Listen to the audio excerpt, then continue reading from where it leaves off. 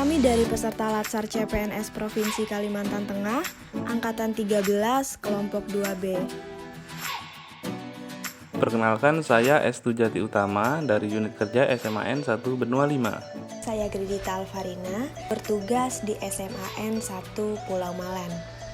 Saya Halisa, bertugas di SMKN 1 Seruyan. Saya Fitriani, dari unit kerja SMK Negeri 1 Gunung Timang, Barito Utara.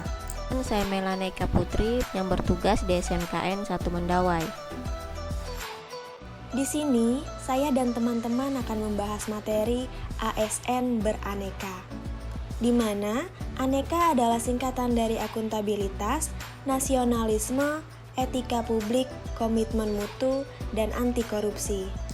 Apa saja maksud dari masing-masing nilai aneka tersebut? Mari kita simak bersama. Nah, apa sih akuntabilitas? Dalam banyak hal, kata akuntabilitas sering disamakan dengan responsibilitas atau tanggung jawab. Namun pada dasarnya, kedua konsep tersebut memiliki arti yang berbeda. Responsibilitas adalah kewajiban untuk bertanggung jawab, sedangkan akuntabilitas adalah kewajiban pertanggungjawaban yang harus dicapai. Akuntabilitas merujuk pada kewajiban setiap individu, kelompok, atau institusi untuk memenuhi tanggung jawab yang menjadi amanahnya. Amanah seorang PNS adalah menjamin terwujudnya nilai-nilai publik. Ada beberapa aspek dalam akuntabilitas. Yang pertama, akuntabilitas adalah sebuah hubungan. Yang kedua, akuntabilitas berorientasi pada hasil. Yang ketiga, akuntabilitas membutuhkan adanya laporan. Yang keempat, akuntabilitas memerlukan konsekuensi. Dan yang kelima, akuntabilitas memperbaiki kinerja. Menurut Bovens, akuntabilitas publik memiliki 3 fungsi utama. Yang pertama untuk menyediakan kontrol demokratis, yang kedua untuk mencegah korupsi dan penyalahgunaan kekuasaan, dan yang ketiga untuk meningkatkan efisiensi dan efektivitas. Kemudian, ada beberapa tingkatan akuntabilitas, meliputi akuntabilitas personal, akuntabilitas individu, akuntabilitas kelompok, akuntabilitas organisasi, dan akuntabilitas stakeholder. Untuk dapat menciptakan lingkungan kerja yang akuntabel, maka yang harus dimiliki oleh kami sebagai pelayan publik adalah kepemimpinan, integritas, keadilan, transparansi, tanggung jawab, kepercayaan, keseimbangan, kejelasan, dan konsisten. Demikian yang dapat saya sampaikan mengenai akuntabilitas. Selanjutnya kita masuk ke materi nasionalisme. Setelah akuntabilitas, maka dilanjutkan dengan nasionalisme. Nasionalisme adalah suatu sikap politik dari masyarakat, suatu bangsa yang mempunyai kesamaan kebudayaan dan wilayah, serta kesamaan cita-cita dan tujuan.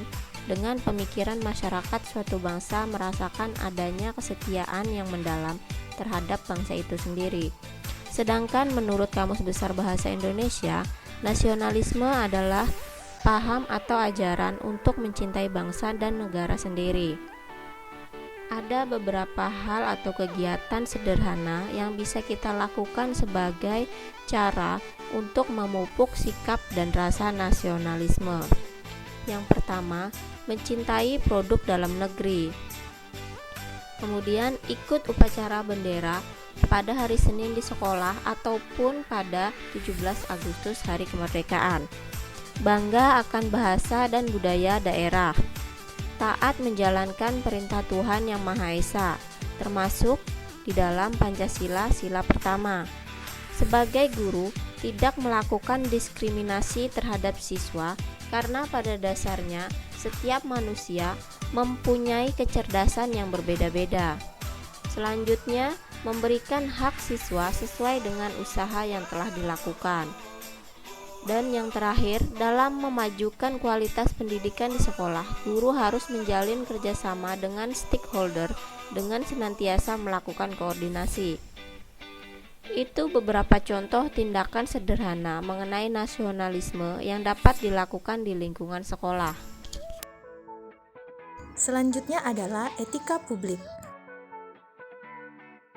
Etika publik adalah pencerminan tentang norma yang menentukan benar atau salah, baik atau buruknya perilaku, tindakan, dan keputusan dalam merumuskan kebijakan publik dengan tujuan menjalankan tanggung jawab sebagai pelayan publik.